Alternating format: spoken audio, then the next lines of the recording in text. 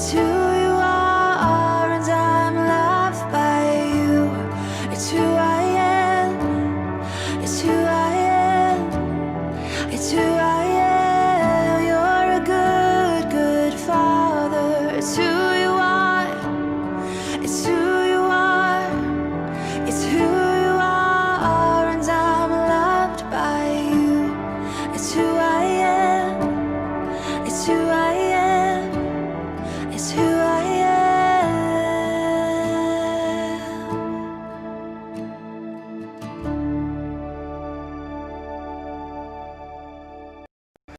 Good morning. Welcome to Real Life Online. We're super glad you're taking the time to hang out with us today, whether you're watching alone or in a Zoom group, or maybe you're at a Real Life at Home group. Thank you so much for just taking the time. I think you're really going to like what we have planned for you. We have one big announcement today, and that is that tomorrow we are hosting an online information meeting for our youth missions trip. We have decided this year to take our teenagers down to New Orleans and experience the culture down there and help out a local church planter in that area. We're going to do it in August. And all teenagers who are currently 8th through 12th grade are invited to join us. But we need you to join our Zoom meeting tomorrow, 7 o'clock. You can find links on our website and our social media pages. It'll be a short meeting, but we want to make sure that we get you all the information, show you where the paperwork is, and explain the trip a little more. We really don't think there's anything better a kid can do all year, but especially in the summer, than go on one of these trips. So we hope that you'll join us tomorrow night.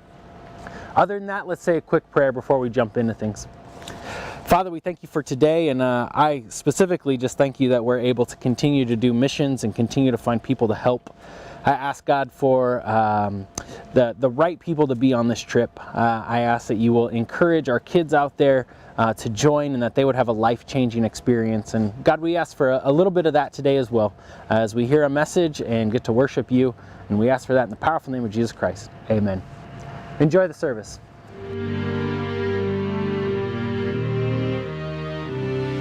Now to Australia, where they're facing those massive fires. The articles of impeachment against President Trump go to the full House with a vote expected this week.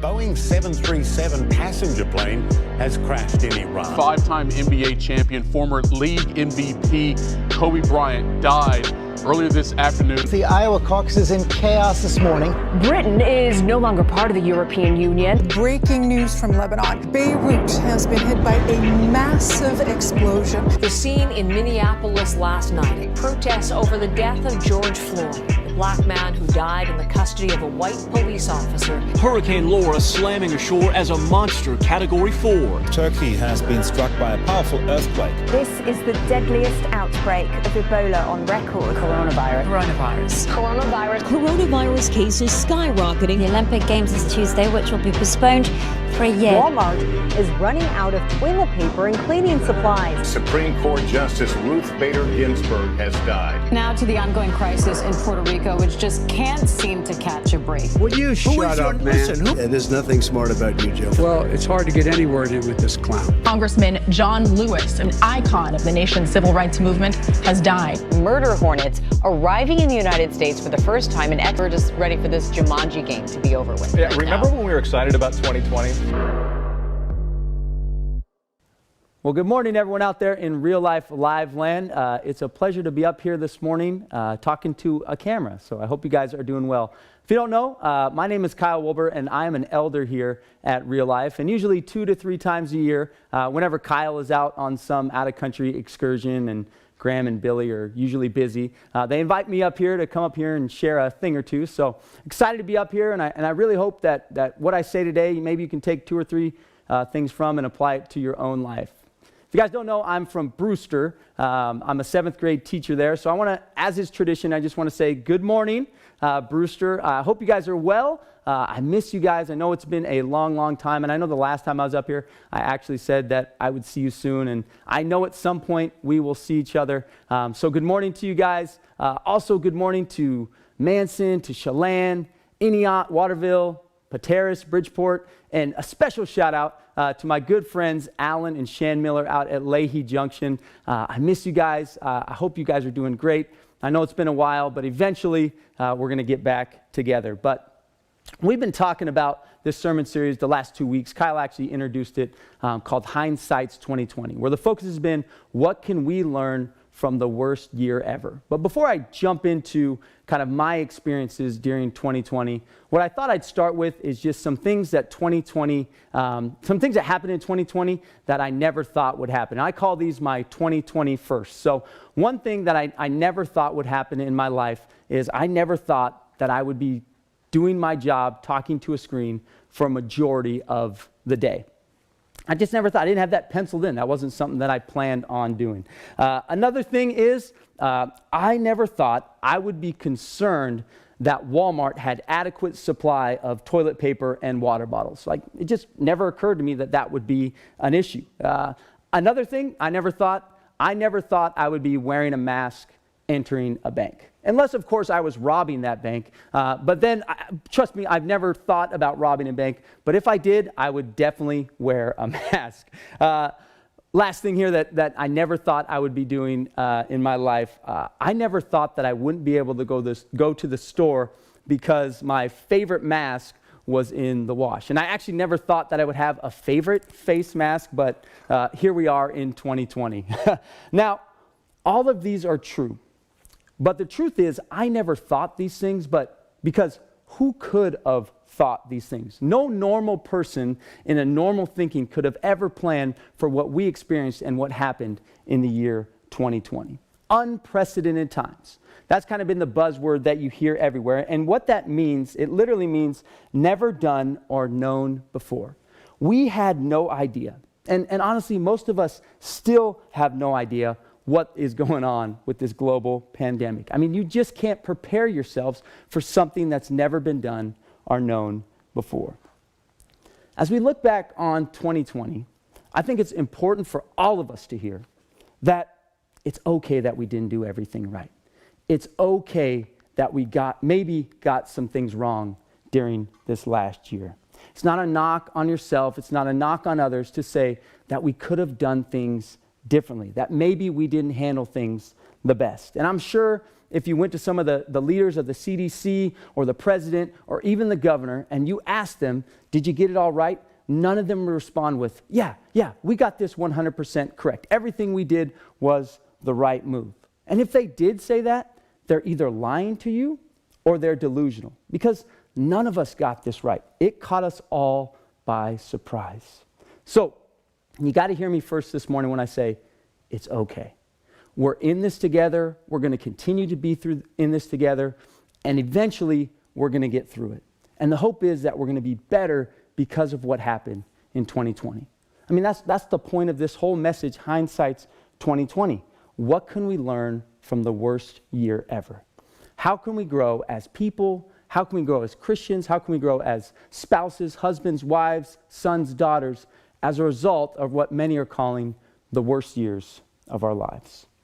Which brings us to my pandemic experience, which this is what I'm really going to focus on this morning. And my hope is kind of my experience, what I went through, what I dealt with, might line up with what some of you guys dealt with, and hopefully we can continue to walk through this together.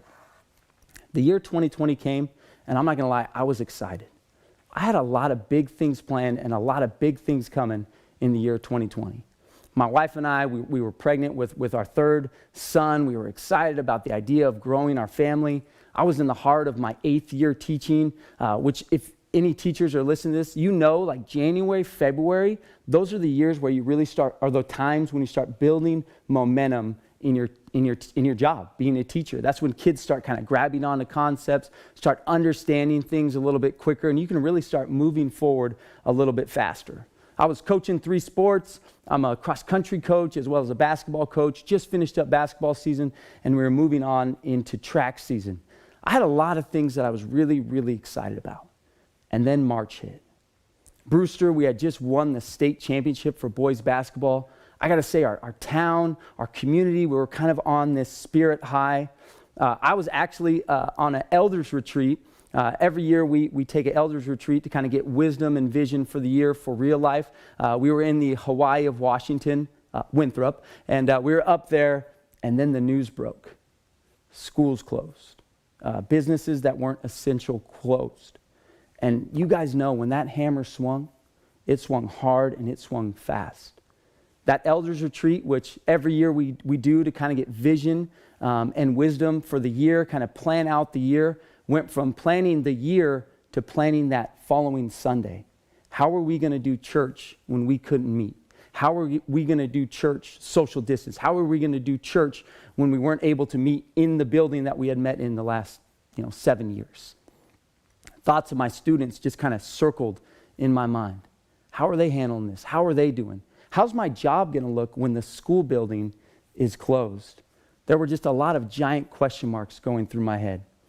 And I won't lie to you guys, when we got into this pandemic, when we got into everything closing down, it was kind of exciting for me as a teacher because I was learning so much so fast.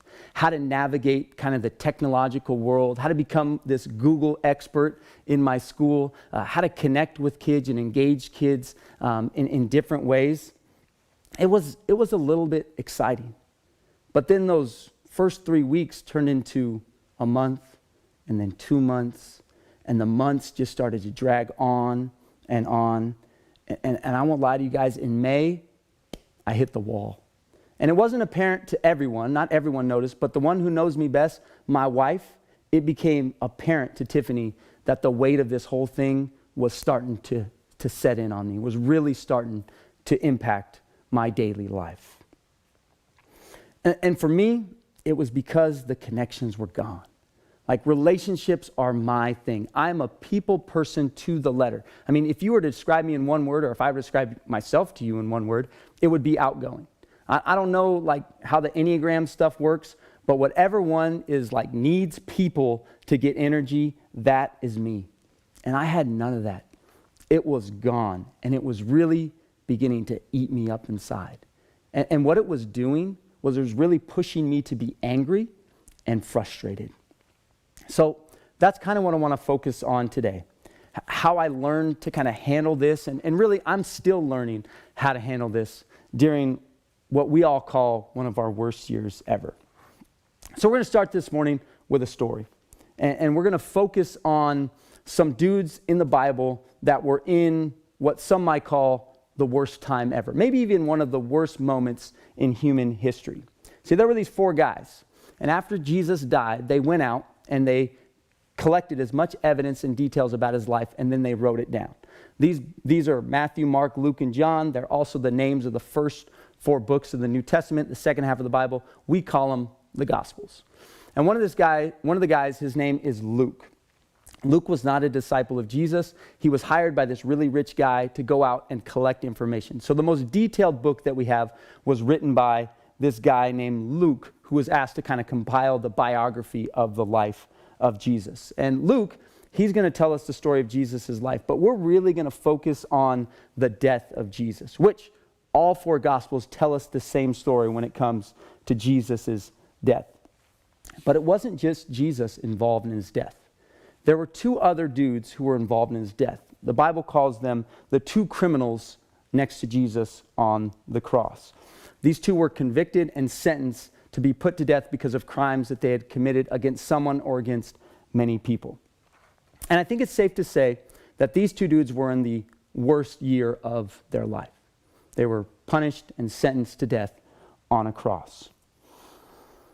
And I think how these guys respond in their worst year or their worst moment ever is really going to show us something about maybe how we can respond or maybe how we can handle ourselves in the worst year ever. So we're going to pick things up here where Jesus and these 2 criminals, they're being led to the top of the hill to die on a cross. And it's important to note here, once again, just these 2 guys are criminals.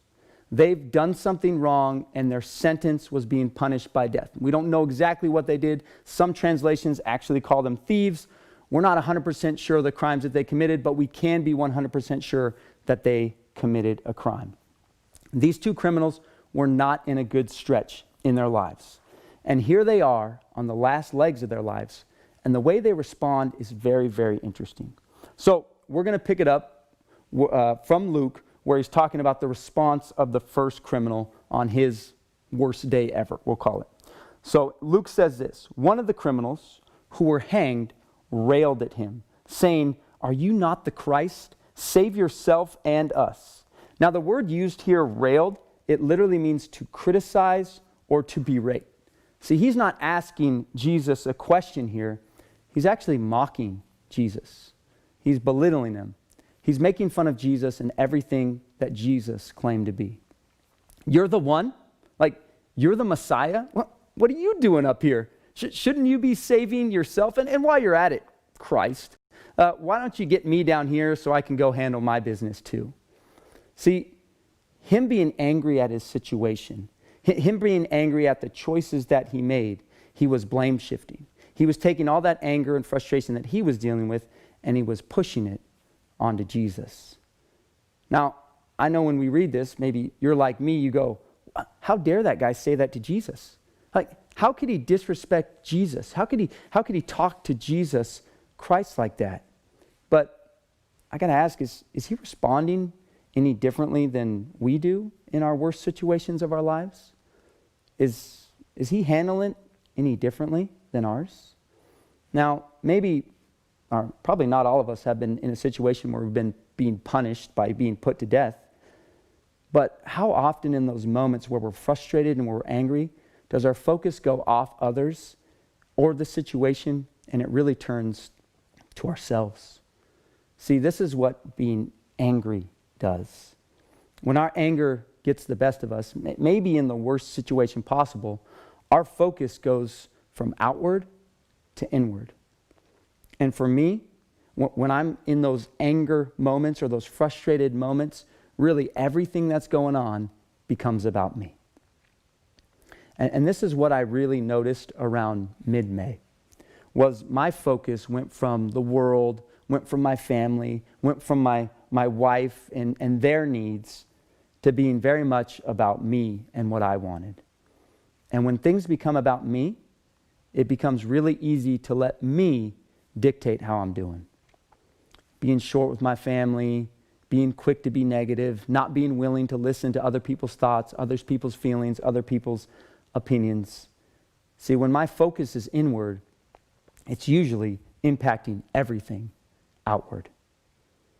See, this dude's life on the cross, it was completely out of control. He had made situations that ended up in the worst situation possible.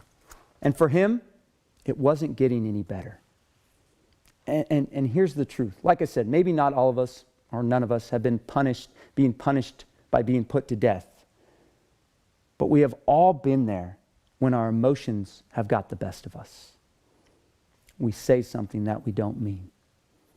We act out in a way that we don't want to. We do something that we know we will regret. See, it's almost like it's ingrained in us. And unfortunately, and I'm not trying to get churchy here this morning, but this is the impact of sin. This is what sin does. And I know it's a church word, I know, and I'm not here to hold my Bible and thump it, but it is a reality. There is something within us that when the focus turns to me, and my focus goes inward, and I'm letting me do the leading, we always end up with regret. So then how can we respond? And I told you at the beginning of this, there were two criminals being crucified next to Jesus. And the way the second guy responds is the exact opposite of how a person normally does. But this is the impact that grace makes. Luke tells us, but the other rebuked him, saying, and he's rebuked the other criminal who's yelling at Jesus. But the other rebuked him, saying, do you not fear God, since you are under the same sentence of condemnation? And we indeed justly, for we are receiving the due reward of our deeds. But this man has done nothing wrong. This man, in the worst situation of his life, looks not to himself, but looks to the one he knows is in the right. See, he corrects the other criminal. He doesn't look at his current state, but he looks at his eternal state. This man accepts his judgment. Look, it's not about him anymore. It's about the acceptance of the wrongs that he's done. He knows that he's in the right place. He knows the punishment that he is getting, he is due. But as he looks to his side, As he looks to his left or to his right and he sees Jesus, he knows that he is everything that he isn't. And he looks at Jesus and he says, this man has done nothing wrong. Look, I know what I have done. I know the mistakes that I have made, but this man, this Jesus, should not be in the lineup with me. See, this man has seen and experienced the real power of grace. And grace is the response that we want. The ability to look at our own situations and say, yeah, I'm wrong. I haven't been right. I know that I deserve what's coming to me, but this man, this Jesus, he doesn't. And his request of Jesus is just everything that we should want in the own worst moments of our life. See, it's no longer about the moment. It's about the eternal. He looks at the beauty of Jesus. He sees the man, the Messiah dying at his side. And his response in the worst moment of his life, because he's being punished for his crimes, he looks to Jesus and he said, Jesus, remember me when you come into your kingdom.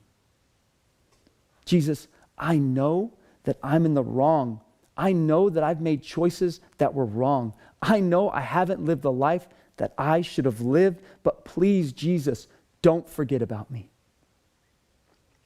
And this is just the beauty of the gospel painted in this moment. That it isn't about how many rights or wrongs that we have done in our lives, but it's the belief in the power of that death that was happening right before this man's eyes. And Jesus' response is everything. It's everything for this man, and it's everything for us this morning. Jesus looks to this man, knowing everything that he had done wrong. And Jesus says, truly I say to you, today you'll be with me in paradise. So how do we respond? Because most of us are not in a position where we're being put to death on a cross. But we are coming off one of our worst years, definitely as a whole, but maybe individually for you as well. And here is just the straight up truth that I'm going to hit you with this morning, and how we are different from this dude's state on the cross. We can help ourselves, but we can't save ourselves. See, this dude on the cross, he was on his last. This was it for him. And his only hope in that moment was the saving grace of Jesus Christ. And for us, when we take that last breath, in the end, it is Jesus or nothing. It's Jesus' hand that pulls us up or nothing. But most of us are not in that position where we're on our last breath. See, we can help ourselves before we get to that place. So here's what we're going to do. In just the short time that I have left, I'm just going to give you a few things that I found helpful for me as I really wrestled and struggled with some emotions during the hardest time of the pandemic year. And my hope is just maybe you can take one or two things and put them into practice or put them into play in your own life. And maybe none of it helps, and okay, but who knows? These are just some things that really, really helped me during my worst time. The first one is seek connections. This was the biggest one for me. See, I realized in May, actually, my wife realized for me in May that I was away from people. I'm a teacher. I'm 100% connected with either kids or adults all day, every day. It's my job. It's what I do. And when that was taken from me, it really threw me off. And I erred on frustration and anger when that connection was taken away.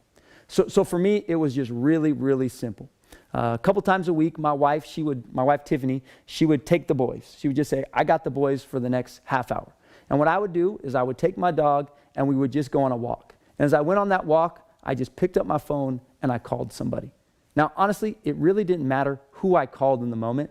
What was really important was that I was making a connection with another human being.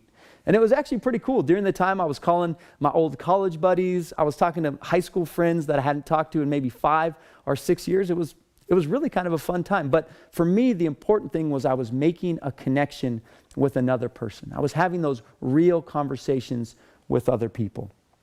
And I don't think this is a churchy thing, Connections are just how we're wired.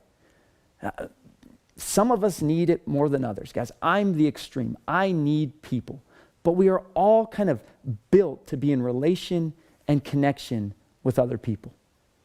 And for you parents, I think this may be an opportune time to maybe start checking in with your kids, if you haven't already, on how they're doing with all of this.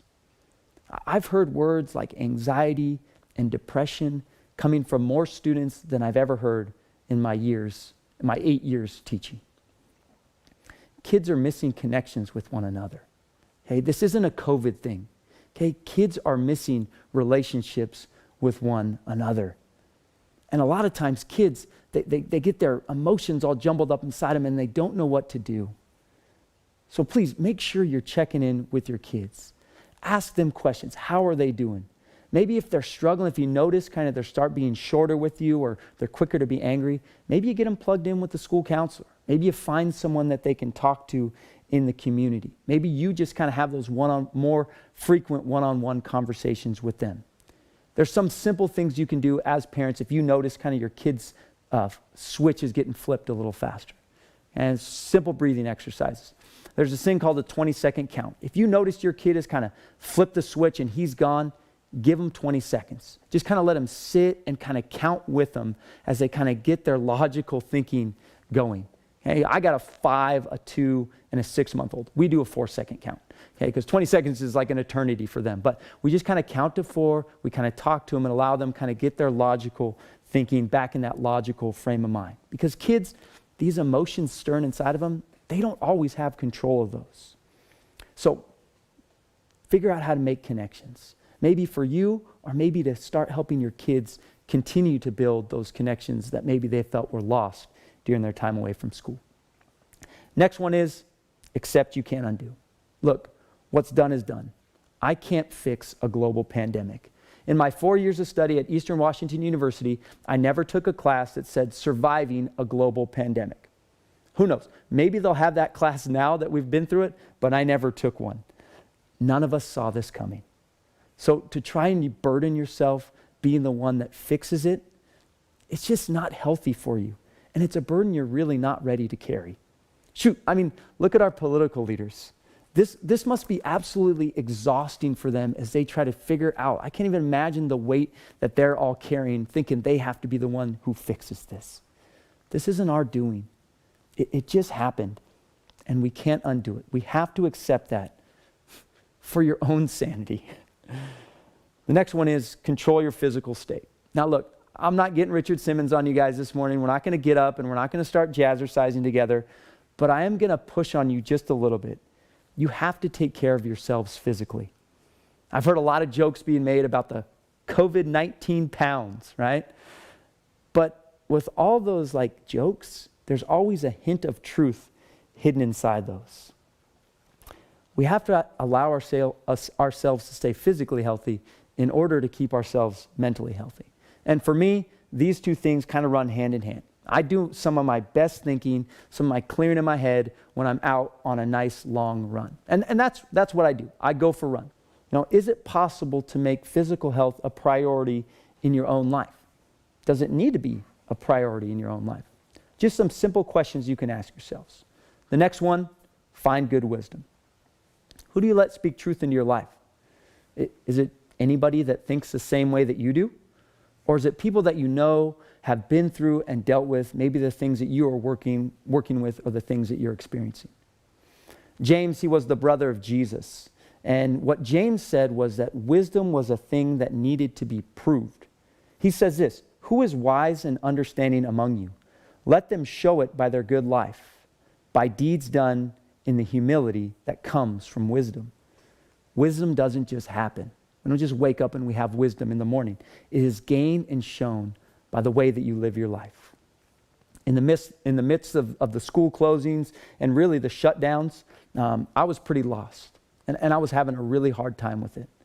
And what I did in that moment was I called a person who I knew I could trust and count on. And that is my really good friend. His name's Jay.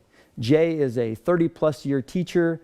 He's the father of 4 amazing adult children. He's a leader in his church. He's a leader in the community. When I needed some support and help during my worst time, I went to the best. And that's Jay, in my opinion. Jay's a dude that I can count on, not only to just give me the right answer, but to really help me find the right direction, to push me in the right way. So who does this for you? Do you need to find this person? Or maybe do you need to be reaching out to this person a little bit more, especially with the current state of our world? I got one more. This is the last one. Find the good. This whole thing has been hard on all of us. There's not a person who can look you in the eye seriously and say that the pandemic has been a great thing for their lives. Oh, I'm so excited for the next pandemic. No one's going to look at you and say that. But there have been moments where I have been absolutely blown away with how blessed I am in my own life. How thankful I am to be where I'm at, doing exactly what I'm doing. You know, during the shutdowns, my relationships with my sons grew in leaps and bounds. I was able to spend more time ever with them this spring, doing science experiments and building contraptions and going to the park than I ever would have if I had been at school doing my job on a normal year. I was able to welcome my third son, Knox, into the world. And because we canceled sports for this fall, I was able to come home every day after school and be there to help support my wife in any way that she needed, whether that be, taking the boys for a while, giving her a break, or just kind of being there doing our family thing. I was able to grow a ton as a teacher. I had to find a brand new way to do my job. I had to find a brand new way to teach in a technological world. Now, was it easy? No. Did I hate my job at times? Absolutely I did. There were moments where I did not like being a teacher. But I can look at you and I can tell you honestly that I am a much better teacher because of what I had to go through and what I had to endure as an educator during the year 2020. And I think back to that verse that Kyle shared at the very beginning of this sermon series. And it was Romans 8:28. And we know that those who love God, all things work together for good, for those who are called according to his purpose. Now, is it always clear? No. But those who are called according to his purpose, God is always at work, bringing this back for his glory, for the good of those who love him. As I finish out this morning, I just got a couple next steps. Next steps are something we do here at Real Life, and they just kind of give you a simple, practical application from what you heard this morning, that what you can take into the next week, into the next month, on into 2021. So here's my first next step for you guys, and that is evaluate your current state. It's important for you guys to know, look, I'm still not okay with how all of this went down. Just because that I've accepted it doesn't mean that I'm sitting here all thumbs, go giddy for the next pandemic we got to go through. But if we look at our current place, how are you doing with things? Are you good? Are you struggling a little bit? Do you maybe need some support? We have to be look at how we're doing right now before we can ever think about steps we need to take forward. And this can be a simple 5-minute evaluation in the morning, or this can be a 5-day one. But we have to be willing to look at our own situation and ask and answer the question, how am I doing with this? And if you don't want to answer that question, man, ask your spouse. Okay? That's what I did. And it was honestly the best and the healthiest thing for me to hear the observations and the noticings that she was making in my life. Next step number 2 is organize your priorities. What do you need to start doing? If you are struggling or you're having a hard time, what do you need to start putting into place in your own life? Do you need to start connecting regularly with someone that you trust? Do you need to maybe accept that you can't make this better? Do you need to begin some sort of healthy living plan for your own life? Is it finding someone who knows way more than you do to maybe speak some truth into your life? Or maybe do you need to start seeing the world through a different lens and start finding the good in your own life? And I'll help you with that one. Stop looking to news stations and social media profiles for your answers. Look, your good is not found in somebody else's Facebook page or TikTok videos. It's just not there. It's a new year, right? 2021. So what needs to be the priority in your life? How can you make 2021 a better year for you? Not for what you can't control, but for what you can control. Then the last one here, step into grace. Look, I said it earlier. You can help yourself, but you can't save yourself. The two dudes on the cross, they were going nowhere fast. And there was only one answer to their struggles, and that was Jesus. The only one who can save us. Look, here's the deal. We're not getting out of this life alive. Okay, I hate to burst your bubble. In the end, it's only Jesus who can save us. And that's an eternal salvation. In the same part that I kind of talked about this morning, right after Jesus dies, Luke tells us the story of what the centurion says and how the centurion responds. And no, a centurion's job is to oversee executions. He was kind of a professional killer. So he maybe had seen hundreds of thousands of deaths. And as Jesus took his last breath, the professional killer looked up, and this is what he said: "Truly, this man was the Son of God." And we're all going to get to this point someday. I hope for everyone, anyone listening to this, is that you would understand that Jesus is exactly who he said he was. And if we put our trust and our faith in Jesus Christ, just as he looked at the thief or the criminal on the cross next to him, Jesus will look at us at the end of our lives and he'll say, "Today you will be with me in paradise." Let me pray. Jesus, I thank you so much that you save us.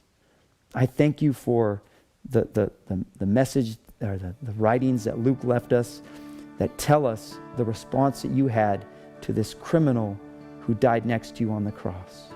Lord, I pray that we would hear those words spoken over our own lives. That this life is not about what I do or don't do, but it's about the life that you lived and the death that you died on my behalf. Jesus, I know this pandemic has been hard on everybody, and some of us are still working through things, and maybe we're just now realizing the struggle. God, I pray that you would be with those people, that you would encourage them, that you would support them, and that maybe you would take a few things that they heard this morning, and they might start trying those things just to get themselves back to a healthy mental place. We thank you for what you've done with Real Life. We thank you that we get to continue doing the work that you have called us to do. We pray all of these things in Jesus' name. Hey, I thank you guys so much for giving me a chance to share. I hope that maybe one or two things stuck out to you. Thanks so much. I hope you guys have a great day, but I hope we have a great 2021. Thanks so much. Thanks again for joining us today. Hope that you enjoyed the service. If you're in a Real Life at Home group, some of our questions are going to pop up after this, and we hope to see all of our teenagers, our 8th through 12th grade friends, tomorrow night at our Zoom meeting. Again, links to that for our missions trip will be on social media, and it's already on our website, so we hope to see you there, 7 p.m. Other than that, have a great week.